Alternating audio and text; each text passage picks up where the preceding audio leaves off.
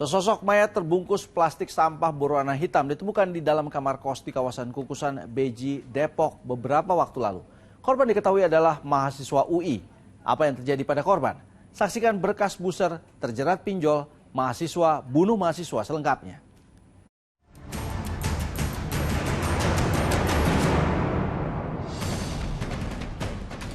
Pura-puranya mau pamit pulang, pada saat si korban mau membukakan pintu, disitulah dia tendang di kepalanya, langsung ditusuk.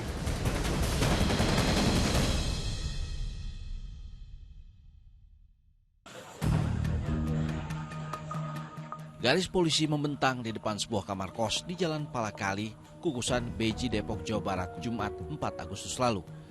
Di kamar nomor 102 ini ditemukan fakta yang mengerikan.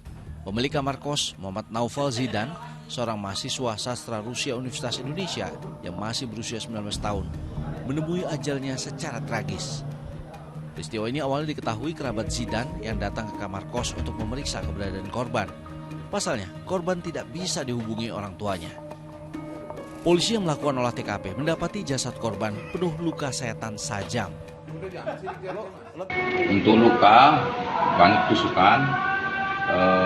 Pada saat kita temukan itu mayat itu dibungkus kantong sampah hitam itu, kantong sampah hitam, dibungkus 2 lapis, ditaruh simpan di kolong tempat tidur.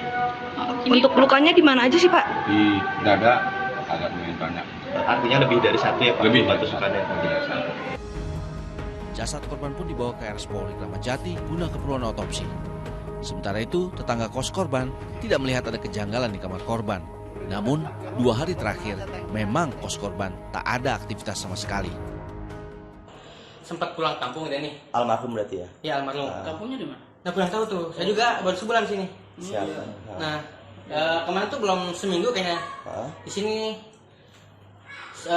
awal-awal tuh emang suka berisik gitu, ada berdua. Nah cuman 2 hari kemarin tuh emang kagak ada suara gitu. Biasanya ada ketawa-tawa.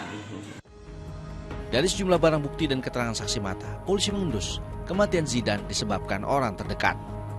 Dan tak sampai 3 jam, terduga pelaku pembunuhan ditangkap di kontrakannya di Jalan Masjid Al-Faruq, Kukusan, Depok, Jawa Barat. Polisi pun menggiring Altaf ke kontrakannya untuk temukan semua barang bukti pembunuhan, termasuk barang-barang korban yang digasak Altaf, senior korban di kampus. Foto-fotonya betul. Biar dia yang nunjuk apa gimana? Ya. Udah. Tank plastik hitamnya itu tank yang jual masih ada situ ya. Ada apa di dalam? Apa aja? Barang-barangnya Pak. Coba buka. Barang-barangnya korban di mana? Sini juga. Semua. Oh ya udah nih bawa semua. Waring. Nah, pisunya. Isi dalam situ. Iya. Udah sini. Pasrah, Altaf tunjukkan semuanya. Tunggu Mas, tunggu. Nah, dekat kamu. Nah, itu. Udah jongkok aja duduk. Apa aja yang ada di sini? Apa aja? Berupa apa? Barang-barang itu apa aja? Barang-barang korban. MacBook. Nah, ini pisaunya. Ini. Pisaunya. Termasuk iPhone milik korban yang juga dirampasnya. Nah, nih, yuk. Ini bisa, Pak? Bisa, Pak? Punya korban. Korban. Handphone. Buka handphonenya. Handphonenya ada nggak? Handphonenya ada di motor. Ada di motor mana? Motor saya. Motor tadi di jok. Mas Pen. Siap. HP-nya korban ada di motor enggak? Oh iya. Di sini taruh motor. Jadi Itu iPhone bener? Bukan iPhone ini, bukan iPhone. Bukan ini. Yang iPhone mana? Di motor saya, Pak. Di mana? Di motor. Di motor. Aduh, motor di polsek. Oh ini handphonenya dia? Ya tadi Kan dia berbelit-belit di nano. Katanya tinggal di apa? Polisi menggeledah seisi kamar Altaf. Iya, handphonenya. Handphone Zidan. Kok kalian bisa, Pak? Yang ini punya si Zidan juga, Noval. Novel Zidan. Betul. Oh, ya udah, siap. Ini juga nih Pak. Handphone. Semua ya. Kalau tasnya? Tasnya punya Alta. Hasil interogasi polisi di Mapolres Depok, tersangka Altaf mengeksekusi Zidan pada hari Rabu 2 Agustus lalu. Dari rekaman CCTV, nampak Altaf mengantarkan Zidan ke kosannya sekaligus bertandang. Altaf sempat kembali ke motornya yang diduga sekaligus mengambil pisau. pura-puranya mau pamit pulang. Pada saat si korban mau membukakan pintu, disitulah dia tendang dulu kepalanya, langsung ditusuk, dan sempat si korban melakukan perlawanan, menggigit tangan si pelaku, sehingga tapi si pelaku ini mendorong longok ke dalam ini sehingga dia terbalik, sehingga cincin si pelaku itu tinggal di kerongkongan dan dia menusuk berulang-ulang. Tapi kalau untuk motif sementara, Pak? Motif sementara itu dia ingin menguasai benda-benda milik Korban.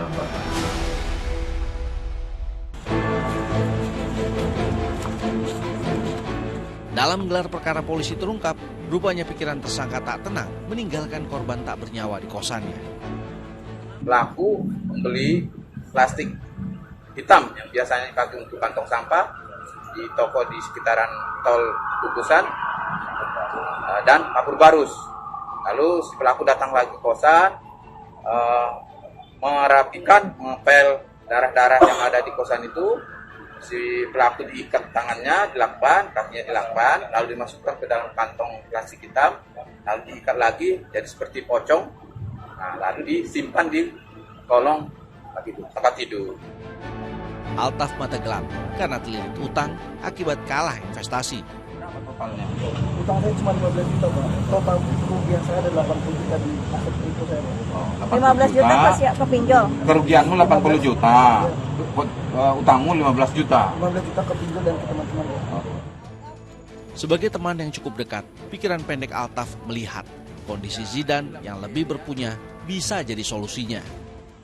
Tahu bahwa pelaku ini punya barang-barang yang lumayan lah, seperti laptop ini merek MacBook, punya iPhone segala macam.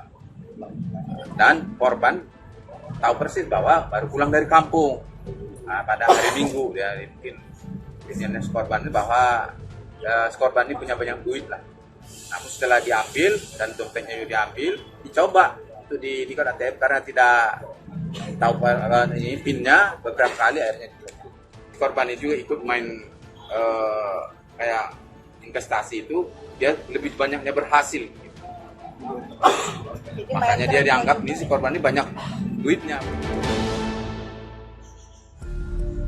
Di kontrakan tempat Altaf tinggal, pengelola kontrakan menyebut Altaf memang nampak kesulitan keuangan beberapa bulan terakhir. Ketua Himpunan Sastra Rusia FIB Universitas Indonesia ini bahkan sempat menunggak kontrakan 2 kali. Saya HP, saya jual dulu, saya mau bayar kosan nanti kurangannya gitu. Apa ibu aja yang mau jual HP-nya? Saya bilang enggak, saya ibu nggak tahu masalah jual-jual HP. Tahunya pokoknya ibu nanti uangnya aja, saya bilang gitu. Oh yaudah saya keluar dulu Bu mau jual HP. Nah begitu dia keluar sore jam 4-an itu baru dia ngasih ini Bu uangnya 1,2 tuh di hari Kamis. Sementara itu pihak keluarga korban tak menyangka tersangka yang dikenal begitu perhatian dan bahkan dianggap sebagai kakak asuh tega membunuh korban. Dan orang kita jadi orang tua pun tidak ada yang akan terima kalau misalkan anak kita udah jauh-jauh dari keluarga tiba-tiba dapat kabar meninggal kayak seperti ini. Kalau saya pribadi pun nggak akan terima. Saya yakin keluarga pelaku kalau misalkan anaknya digituin juga nggak akan terima juga Pak.